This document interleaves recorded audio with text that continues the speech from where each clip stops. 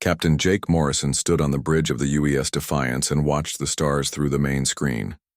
His ship was patrolling the edge of human space like it did every week. The crew was quiet as they worked at their stations. The year soar. 2387 had been peaceful so far, but Jake felt something was wrong. Lieutenant Sarah Blake walked up to him with a datapad in her hands. She looked worried about something. Jake had known Sarah for 5 years, and she never looked worried unless there was real trouble coming their way.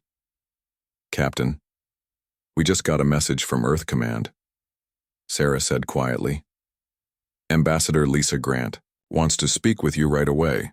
She says it's urgent and cannot wait." Jake took the datapad and read the message. Ambassador Grant was on Nexus Prime talking with the Galactic Council. She had been there for 3 months trying to work out trade deals with the alien races. The Council ruled over most of the galaxy and had done so for thousands of years. "Put her through to my ready room," Jake told Sarah. He walked to his private office behind the bridge and sat down at his desk. The communication screen came to life, and Ambassador Grant appeared. She looked tired and stressed. Her usually perfect hair was messy and her clothes were wrinkled. "Jake, thank you for taking my call," Lisa said. "I have bad news and we don't have much time to deal with it. The Galactic Council just gave us an ultimatum, and they are serious about it." Jake leaned forward in his chair. The Council had never threatened humanity before. They had always treated humans like children who needed to be watched, but never like enemies. "What kind of ultimatum, Lisa?" "They want us to give up all our colonies outside the Sol system," Lisa said. Her voice was shaking a little. "They also want us to accept what they call protective oversight. That means Council ships in our space and Council officers watching everything we do." Jake felt his stomach drop. Humanity had worked hard to build colonies on 12 different worlds. Those colonies had millions of people living on them. They had farms and factories and families. Did they say why they want this? "High Chancellor Mordak spoke for the Council," Lisa said. "He claims that humans are too aggressive and expand too fast. He says we are dangerous to galactic peace and must be controlled." The other Council members all agreed with him. Jake stood up and walked to the window in his ready room. Outside he could see the stars that humans now called home. His own sister lived on New Boston Colony with her family. "How long do we have?"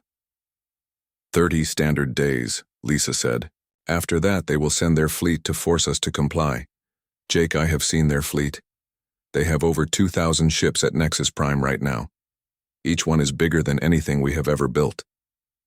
The captain sat back down and looked at Lisa through the screen. She had been Earth's ambassador to the Council for 8 years. She knew how these aliens thought better than anyone else. "What do you think we should do?" "I think we should fight," Lisa said without hesitation. "I have watched these aliens for years, Jake. They rule through fear and nothing else. Every species that has ever given in to their demands has ended up as slaves. The Corthians used to have a great civilization until they surrendered to the Council. Now they work in Council mines and factories." Jake nodded. He had heard stories about the Corthians and other races that had accepted Council protection. None of those stories ended well for the protected species. "I will send your message to Earth Command right away. What about you? Are you safe there?" "For now, yes," Lisa said. "They still think we will surrender when we see their fleet. I will keep talking to them and try to buy us more time. But Jake, you need to know something else. I think they have been planning this for months, maybe even years." "What makes you say that?" "The fleet was already assembled when they gave us the ultimatum," Lisa explained. "Ships from 12 different Council races all in one place. That takes months of planning. They have been watching us and waiting for the right moment to make their move." Jake felt anger building in his chest. The Council had pretended to be friends while planning to destroy human freedom. They had smiled and signed trade agreements while building a fleet to invade human space. "Lisa, be careful. If they suspect you know their real plans, they might hurt you." "I will be careful," Lisa promised. "But you need to get this message to President Hayes right away. Earth needs to start preparing for war."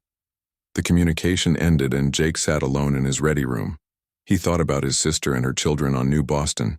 He thought about all the humans living on the frontier colonies who had no idea what was coming. Then he thought about the Galactic Council and their 2,000 ships. Jake walked back to the bridge where Sarah was waiting for him. She could tell from his face that the news was bad. Sarah sent a priority message to Earth Command. Tell them Ambassador Grant needs to speak with President Hayes immediately about a council ultimatum. Yes, sir, Sarah said. She began typing the message into her computer. Captain, should I alert the crew about what's happening? Not yet, Jake said. Let's wait until we hear back from Earth. But start running diagnostics on all our weapons and shields. Tell the crew it's just routine maintenance. As Sarah sent the message, Jake looked out at the stars again. Humanity had only been part of the Galactic Council for 20 years.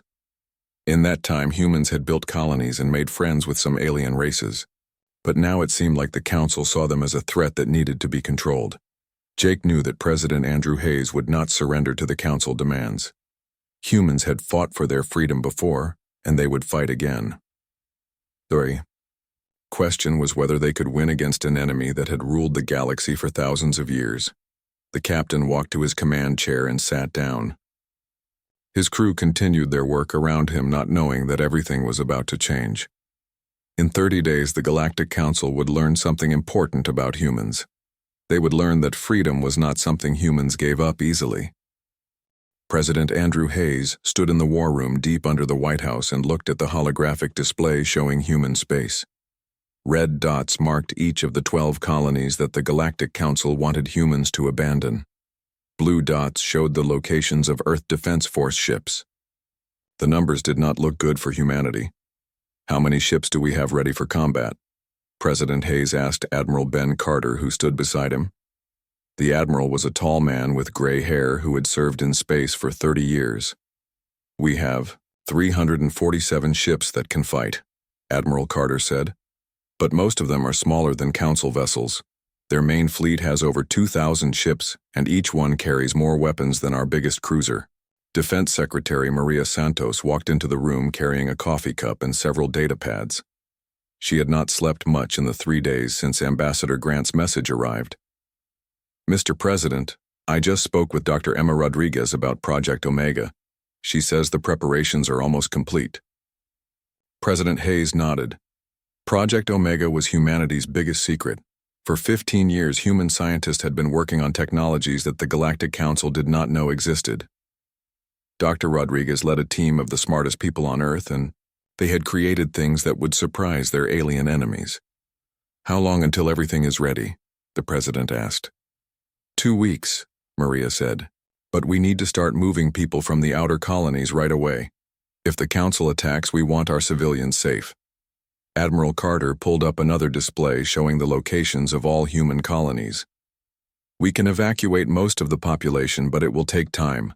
We also need to decide which colonies we can defend and which ones we have to abandon. We defend them all, President Hayes said firmly. We are not giving up a single world to the Council. Every human colony stays under human control. On Europa, one of Jupiter's moons, Commander Alex Parker walked through the hidden military base that had been built inside the ice. The base was so well hidden that even human satellites could not detect it. Council spy networks had no idea it existed. How many weapons platforms are ready? Alex asked his second-in-command, Lieutenant Kevin Wright. 86 platforms are online and another 20 will be ready in 10 days, Kevin said. Each platform has enough firepower to destroy a Council battleship. The gravitational masking systems are working perfectly. Alex smiled. The gravitational masking technology was Dr. Rodriguez's greatest achievement. It could hide large objects by bending space around them. Council sensors would see empty space where human weapons platforms waited in secret. Agent Sophie Turner sat in a coffee shop on Nexus Prime and watched Council officers walk past the window. She had been working undercover for 2 years pretending to be a human trade representative. The Council intelligence services trusted her completely. Sophie's communication device buzzed softly. She looked at the message and saw that it was from Earth Command. They wanted her to feed false information to the Council about human military strength. The aliens needed to believe that humanity was weak and unprepared for war. 2 hours later, Sophie met with her council contact, a Zephyrian intelligence officer named Kextar. He was tall and thin with blue skin and large black eyes. Like most council aliens, he thought humans were primitive and stupid. "My government is very worried about the council ultimatum," Sophie told Kextar. "Our military leaders think we should surrender and accept council protection." Kextar's eyes lit up with satisfaction. "That is wise. Your species is too young to understand the dangers of the galaxy. The council will protect you from those dangers. But some of our leaders want to fight," Sophie continued. "They think our 300 ships can hold off the council fleet." Kextar made a sound that Sophie knew was Zephyrian laughter. 300 primitive ships against the might of the council? They would be destroyed in hours. Your leaders who want to fight are fools. Sophie nodded and looked sad. "I hope the smart ones win the argument. My people do not want to die for nothing." After the meeting ended, Sophie sent a coded message to Earth Command. The council believed their intelligence about human military strength. They had no idea what was really waiting for them. Colonel Ryan Davis commanded the evacuation of New Boston Colony. His ships were loading families and their belongings as fast as possible. The colonists did not understand why they had to leave, but they trusted the military to protect them. "How many more ships do we need?" Ryan asked his aide. "Captain Laura Stone. We can get everyone off the planet in 6 more days," Laura said. "But sir, the people are asking questions. They want to know why we are evacuating them." Ryan looked at the families boarding the transport ships. Children were crying and parents looked confused and scared. He wished he could tell them the truth. But orders were orders. "Tell them it's a safety drill. Tell them they will be able to come home soon." Dr. Emma Rodriguez stood in her laboratory on Earth and watched her team put the finishing touches on humanity's secret weapons. For 15 years they had been reverse engineering alien technology and improving it. They had also developed completely new weapons based on human creativity. "The quantum torpedo warheads are ready," said Dr. Paul Mitchell, one of Emma's top scientists. "Each one can punch through council shields like they were made of paper." "What about the cloaking systems?" Emma asked. "All ships will be invisible to council sensors," said Dr. Helen Taylor, another team member. "We can appear and disappear at will during combat." Emma smiled. The council thought they knew everything about human technology. They had studied human ships and weapons for 20 years. But they had never seen the real human military technology because it had been kept secret. Agent Mark Johnson worked on the council homeworld of Zephyr Prime, gathering intelligence about their military plans. He had been undercover for 3 years pretending to be a human businessman. The Zephyrians treated him like a harmless primitive who was no threat to anyone. Mark had learned that the council planned to make humanity an example for other species. They wanted to show the galaxy what happened to races that expanded too quickly or acted too independently. After they conquered humanity, they would do the same thing to other species who stepped out of line. Back on Earth, President Hayes met with his top advisors in the secure conference room.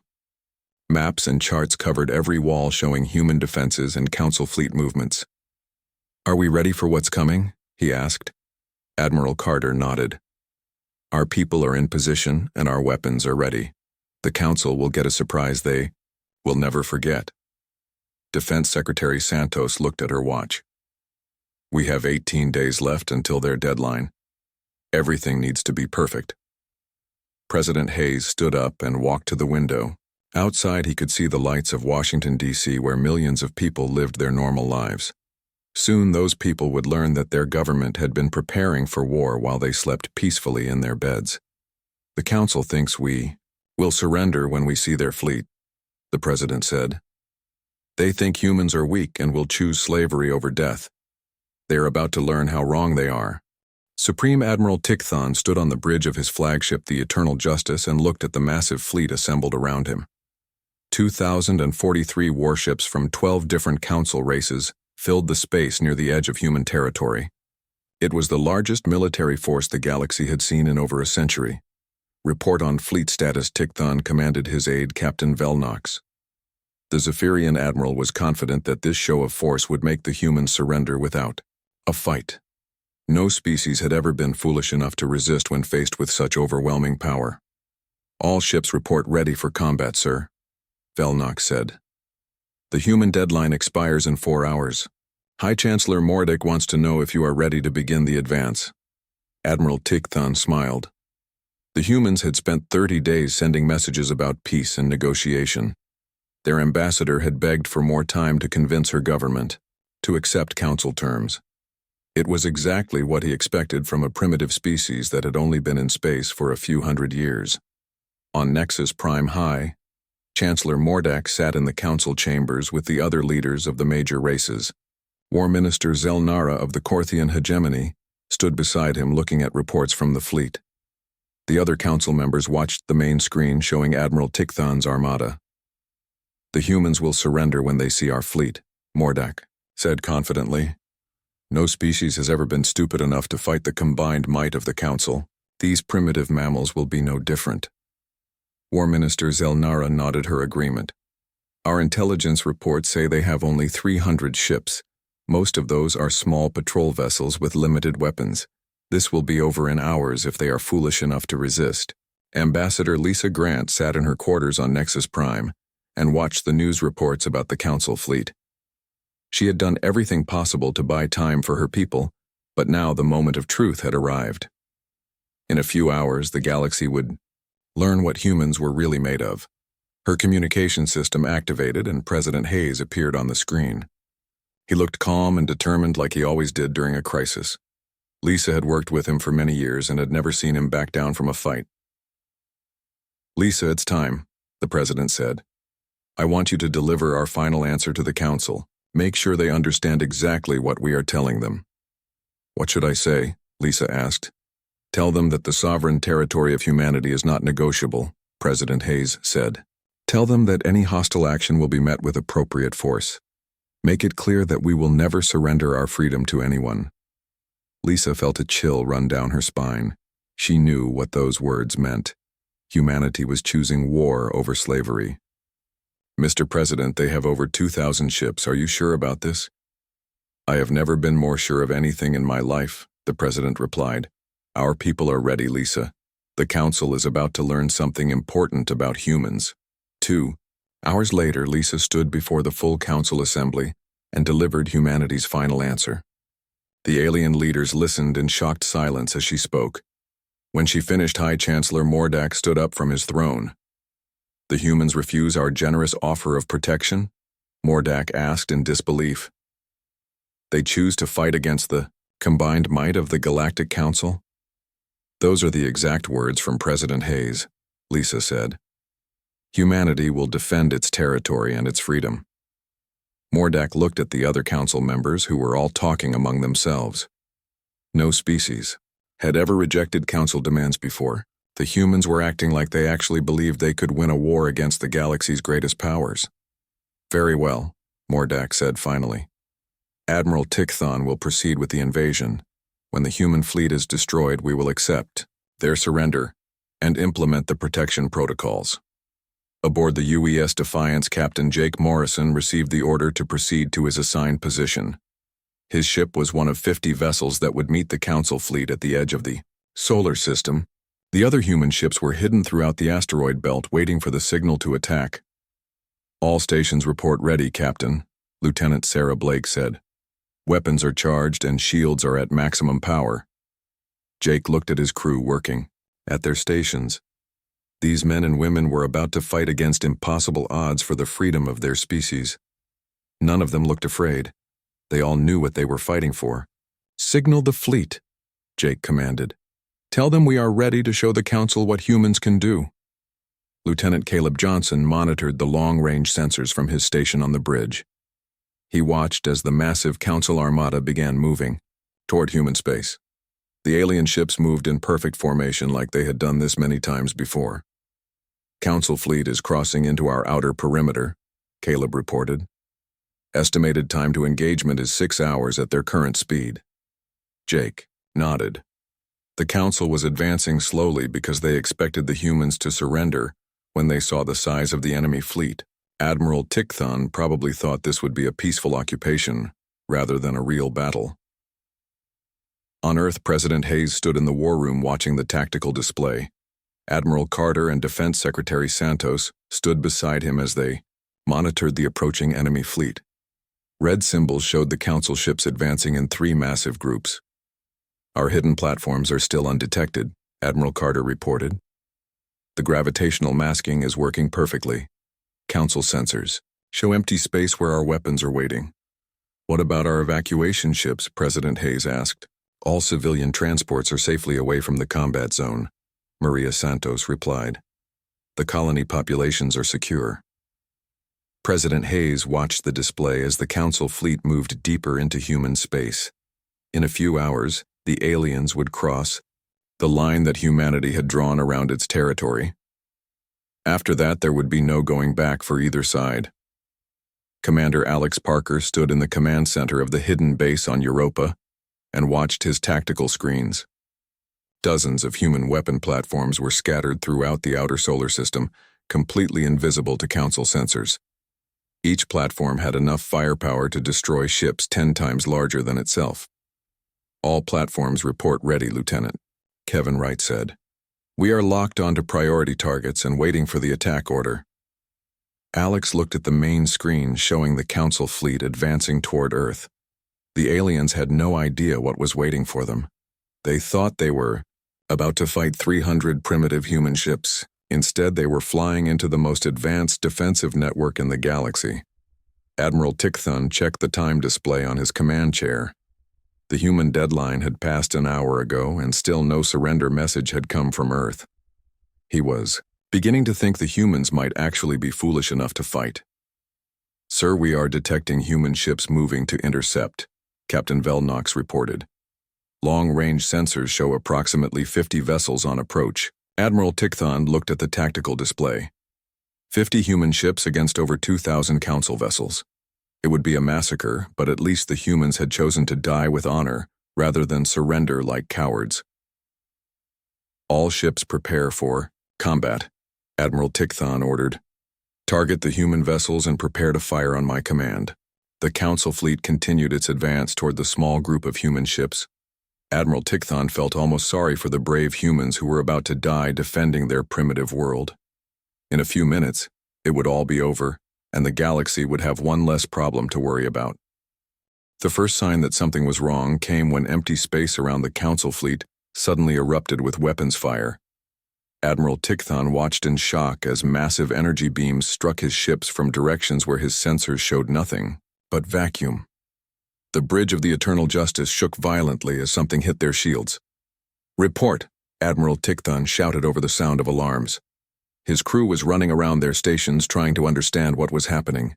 Their sensors still showed empty space, but weapons were definitely firing at them from multiple directions. "Sir, we are under attack by unknown forces," Captain Velnox said with panic in his voice. "I count at least 60 separate weapon signatures, but sensors show no enemy ships." On the tactical display, Admiral Tickthon could see the red symbols of his fleet taking damage from invisible enemies. 3 Council destroyers had already lost their shields, and 2 more were reporting hull breaches. Whatever was attacking them had firepower that matched their largest battleships. Commander Alex Parker watched from Europa as his hidden weapons platforms tore into the Council fleet. Dr. Rodriguez's gravitational masking technology was working, even better than expected. The alien sensors could not detect the human weapons even when they were firing at point-blank range. "Platform 7 reports direct hit on Council battleship," Lieutenant Kevin Wright announced. "Enemy vessel has lost main power and is drifting." "Platform 12 has destroyed a Council cruiser," another technician reported. "Clean kill with quantum torpedoes." Alex smiled as he watched the tactical display. The Council had walked into the most sophisticated trap in galactic history. Hidden weapons platforms surrounded their fleet and were picking off ships one by one while remaining completely invisible. Captain Jake Morrison led the UES Defiance and 49 other human ships in a coordinated attack on the Council's left flank. The enemy had been so surprised by the hidden weapons that they were not ready for a conventional assault from visible ships. "All weapons fire," Jake commanded. The Defiance unleashed its full arsenal at a Council heavy cruiser. Quantum torpedoes and enhanced plasma cannons struck the alien ship's shields. The weapons had been upgraded with technology the Council had never seen before. "Direct hit, Captain," Lieutenant Sarah Blake reported. "Enemy shields are down and we have hull damage." Jake watched as the other human ships in his group targeted the same cruiser. Within seconds, the massive alien vessel exploded in a ball of fire and debris. The Council ship had been 3 times larger than the Defiance, but human weapons had destroyed it in one coordinated attack. "Target the next ship," Jake ordered. "Show them what human teamwork can do." Admiral Tickthon tried to reorganize his fleet, but the attack was coming from too many directions.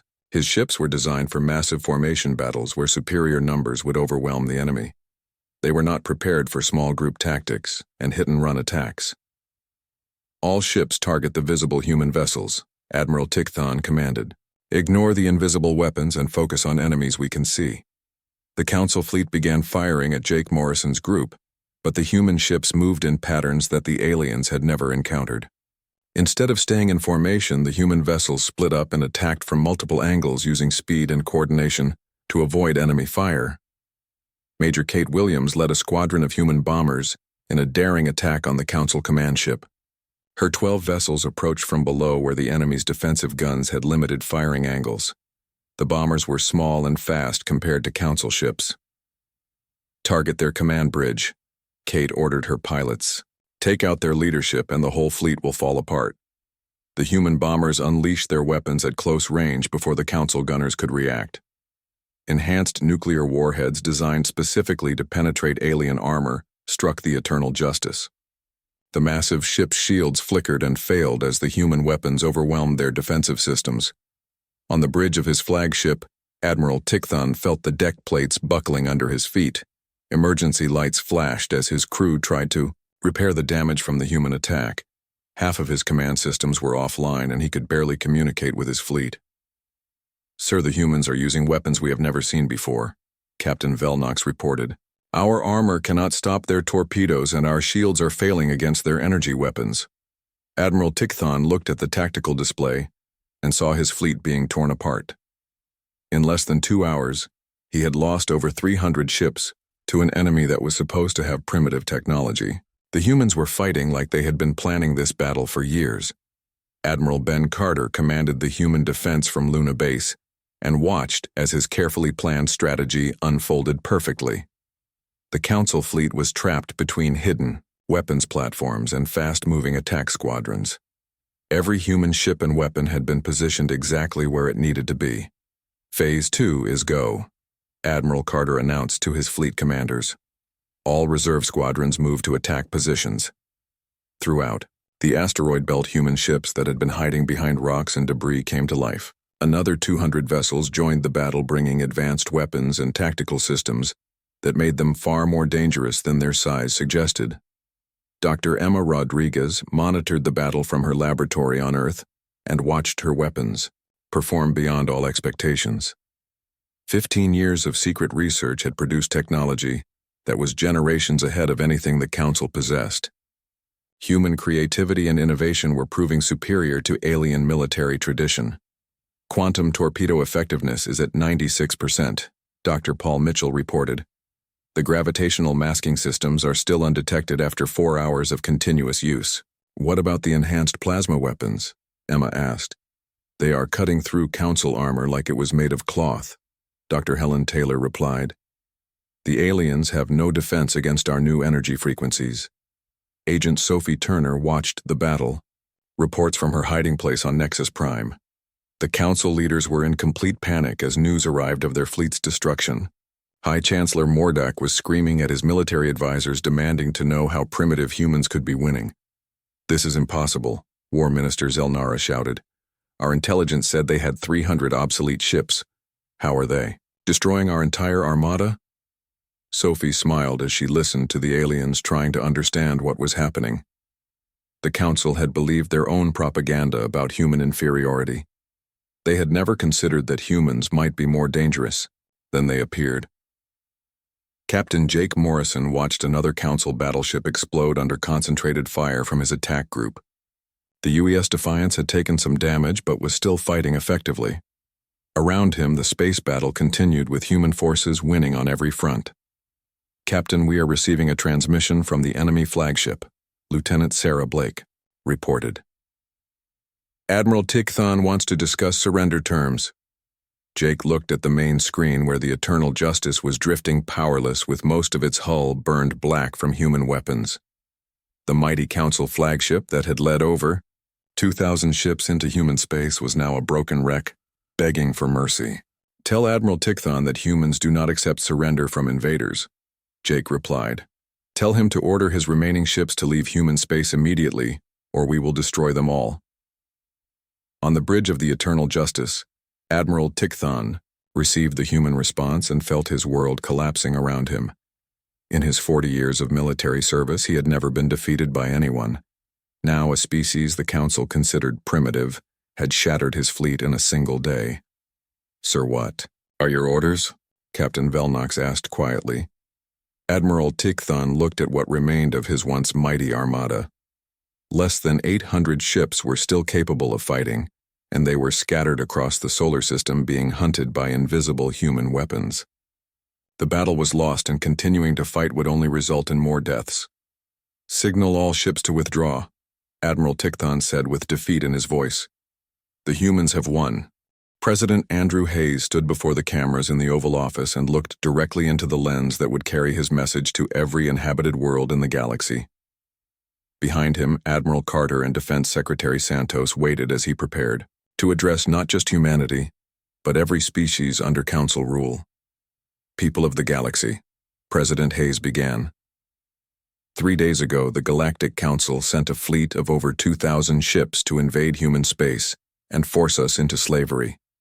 Today, less than 800 of those ships remain, and they are retreating in defeat. The president paused and let his words sink in. Across the galaxy, billions of beings were watching this broadcast on their communication screens. Most had never heard a conquered species speak with such confidence and strength. For 50,000 years, the Council has ruled through fear and intimidation, Hayes continued. They have told you that resistance is impossible and that submission is your only choice. Today, humanity has proven them wrong. Today, we have shown that freedom is worth fighting for and that tyranny can be defeated. On Nexus Prime, High Chancellor Mordak watched the human broadcast with growing horror. Reports were already coming in from across Council space about rebellions, starting on dozens of worlds. Species that had been enslaved for thousands of years were rising up against their Council overseers. "Turn off that transmission," Mordak ordered his aide. "Block all human communications from entering Council space." "Sir, it is too late," the aide replied nervously. "The message has already been received on every major world. Our communication networks cannot stop it now." War Minister Zelnara burst into the Chancellor's office carrying reports from the military command. Her face was pale and her hands were shaking as she handed him the datapad containing casualty figures from the human battle.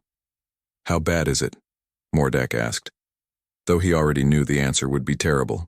"We lost over 1,200 ships," Zelnara said quietly.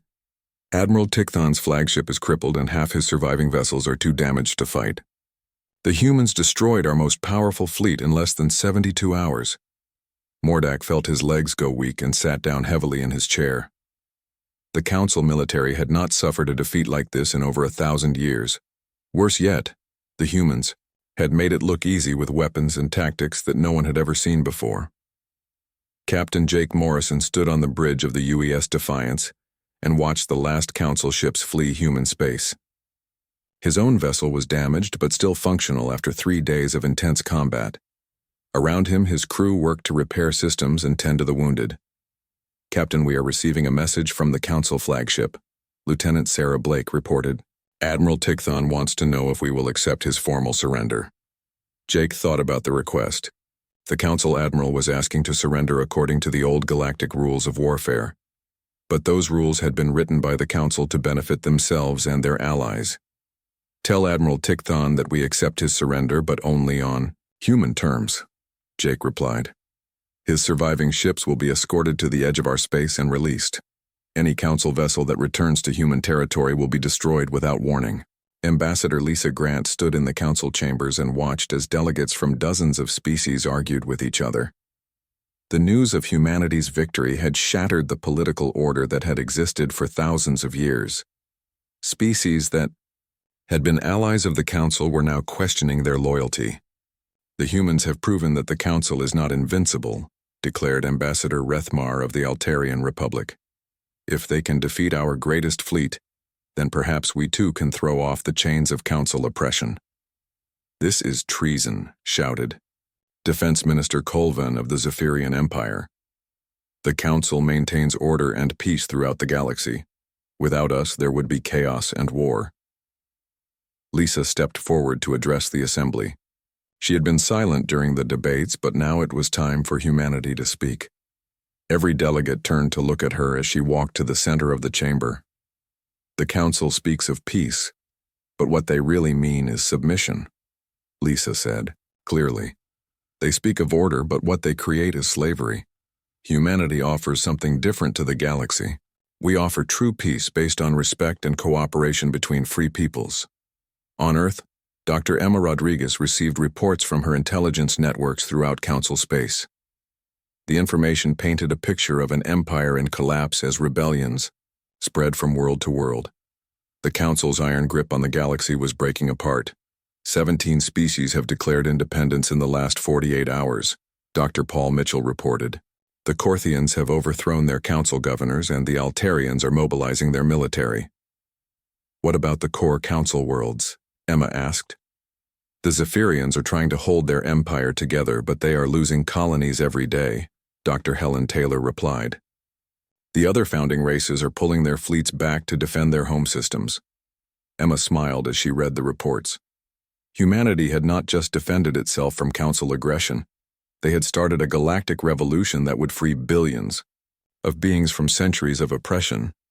Commander Alex Parker received new orders from Earth Command as he supervised the cleanup of the battle zone. Human ships were rescuing survivors from destroyed Council vessels and providing medical aid to wounded enemies. It was a gesture that confused many aliens who expected humans to execute their prisoners. "Sir, Earth Command wants us to establish refugee camps for aliens fleeing Council retaliation," Lieutenant Kevin Wright reported. "President Hayes says we have a duty to protect those who are fighting for their freedom." Alex nodded. Humanity would not become the new oppressor of the galaxy. They would help other species win their independence and build a better future for everyone. "Set up the camps and make sure our guests are treated well. We want them to see what freedom looks like." Agent Sophie Turner emerged from hiding on Nexus Prime as Council security forces collapsed around her. The government that had ruled the galaxy for 50,000 years was falling apart in a matter of days. Alien civilians were fleeing the capital world as reports came in of human fleets approaching Council space. Sophie made her way to the spaceport where rescue ships were evacuating humans and their alien allies. She had spent 3 years undercover, gathering intelligence for her people. Now she could finally go home to a humanity that had proven itself the equal of any power in the galaxy. President Hayes concluded his address to the galaxy with words that would be remembered for generations. "To those who still live under Council oppression, we say this: your freedom is not a gift that others can give or take away. It is your right as thinking beings. Humanity stands ready to help any people who choose to fight for that right." The board transmission ended and Hayes turned to Admiral Carter, who was reviewing reports from across human space. The military situation was stable, but the political implications of their victory were just beginning to unfold. "How many species have asked for our help?" President Hayes asked. 47 so far, Admiral Carter replied. "Most want military, advisors and weapons to fight their own independence wars. A few are asking for direct intervention against Council forces. Give them whatever help we can," Hayes said, "but make it clear that we will not become the new rulers of the galaxy. Each species must win their own freedom and decide their own future." Captain Jake Morrison received orders to escort the surviving Council ships to the edge of human space. As the UES Defiance led the defeated armada away from Earth, he thought about how much had changed in just 1 week. Humanity had gone from being threatened with slavery to becoming the galaxy's greatest hope for freedom. "Captain, what happens now?" Lieutenant Sarah Blake asked, As they watched the council ships jump to faster than light speed, Jake looked at the stars that no longer seemed so far away. Humanity had shattered 50,000 years of galactic peace based on fear and oppression. In its place, they would help build something better. Now we start building a galaxy where every species can be free, he said. And we make sure no one ever threatens that freedom again. The war was over, but the real work was just beginning. Humanity had proven that even the mightiest empire could fall when people refused to surrender their freedom. Now they would help others learn that same lesson and create a future where peace came from respect rather than fear.